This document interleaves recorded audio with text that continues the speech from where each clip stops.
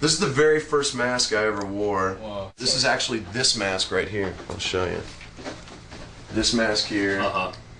This mask on the cover of the CD. Because shortly after Ozfest, this thing started to do what it's just continues to do. It was starting to gag me out, like it was melting to my face. So I had to wrap it in duct tape, and you can actually see the duct tape back here in the back. So all inside my mask was basically duct tape, and then afterwards it was just done. I was just like, oh man, that sucks.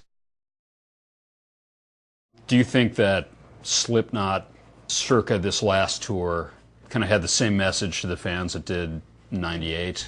I think it had a better message, you know? There was definitely a message of longevity. There was a message of connection. Mm-hmm. There was a message that we were together again, you know? And there was a message that even though we'd been through all this dark shit, we kind of like brought ourselves back together. And we fixed a lot of the shit that was wrong. And it made it exciting again. Volume 3 was really about the anger and the disappointment of almost being written off, you know, and really kind of pushed in a corner. It's like, yeah, whatever. We're not that band. We're not going to let anybody push us into a corner and write us off, you know. So a lot of that fire came from just basically everybody pulling themselves together and coalescing again and just basically saying, let's eat the world alive. What was the shit with your dad that was coming through? The shit with my dad, well, I never met my dad, you know. I've just now recently. Really? Yeah, which is fucking insane to this day. Is really weird. But at the time, like I didn't know my dad. I didn't know his name. I didn't know what he looked like. And for some reason, that was just that really fucked with me because of my, you know, the way I grew up, you know, very poor, very kind of out of touch, you know. I didn't have the chance or the opportunity to learn a lot of the stuff that parents teach their kids, right. You know. I mean, I mean, especially to have like a masculine father figure. Exactly. So I dealt with a lot of issues growing up, you know, and I, you know, I didn't meet my dad until I was 32. Wow. So yeah, I mean, it was heavy, and now we have a great relationship. But at the time, I didn't know anything about him, so I was like, he wrote me off, and he bailed, you know, and you know, came to find out that wasn't the case. But at the time, I didn't know, so I had a lot of bitterness, you know, and I'd ask my mom about it, and I asked my family about it, and nobody would tell me. So I was like, I was stuck, right? And it really fucking made me mad because I didn't know who I was. But at the same time, it helped me figure it out myself. It helped me figure out who I was myself. Instead of having a blueprint to go off of, I basically had to figure out my own shit. It was hard, but at the same time, you know, I think I'm better now because I did that. We had 3-4 strikes against us to begin with. We were a 9-piece band from Des Moines, Iowa, at the time playing brutal metal. There's no way in hell we should have made it. Right. We tapped on something that was out there that people needed. You know, there was a pissed off group of people that were tired of the really soft, really dishonest message that was going on out there. And we didn't care. We were just ready to eat people alive. Can you think of like one moment, could have been this last tour, could have been any tour, where you just went, holy fucking shit, this is my life, this is my job, this is what I'm doing, this is so fucking cool? I can't think of just one moment like that, you know.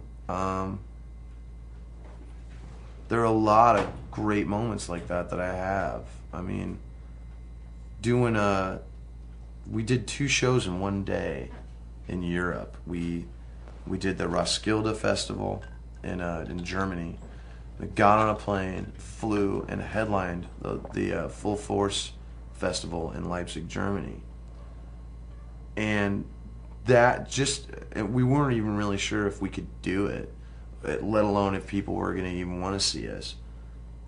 They didn't announce that we were playing the Roskilde Festival because it was added later. until, I don't know, like 2 or 3 days beforehand. We stepped on stage, and it was just people as far back as possible. And it was insane. It was the middle of the day. Not a lot of people knew we were going to be there. And as soon as we walked out, they were like, holy shit, they're here. And we had a great show. Then jumped on a bus, drove directly to the airport, got on a plane, flew into Germany.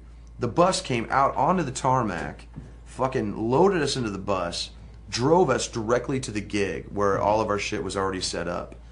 We had maybe 25 minutes to catch our breaths, and sampling started. Wow. And it was fucking nuts, man. Like, it was, I was like, are we really doing this? And we walked on stage, and like, it was just a sea of people all the way back.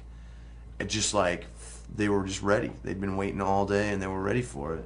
I look over, and the guys in Anthrax are watching us. You know, there's Joey Belladonna, because this is right after the reunion thing had started, you know? And I'm just like, oh, fuck.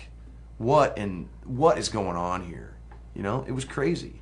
That, to me, that's probably one of the highest moments. Just the fact that we didn't think we could do it. We didn't know if we could do it. Right. And we did it, and we schooled it. Now, a band this size, and to be honest, I mean, we couldn't have done it without our crew. Our crew fucking went above and beyond for us, worked all day on both sets, packed everything up from Roskilde, got it on the truck, got on the plane with us, went back there, and then loaded the whole shit again at the end of the night. It's yeah, I mean, just the fact that we had a crew that was dedicated enough to do that with us was awesome, you know. Being in Slipknot is a lot like having cysts removed from your body. It's got to be done. It's painful as fuck, but at the end of the day, it feels really, really good. Excellent. Cool. I don't even know if any of that's true, but I believe it. I really believe it. Fantastic. Cool. Right on, man.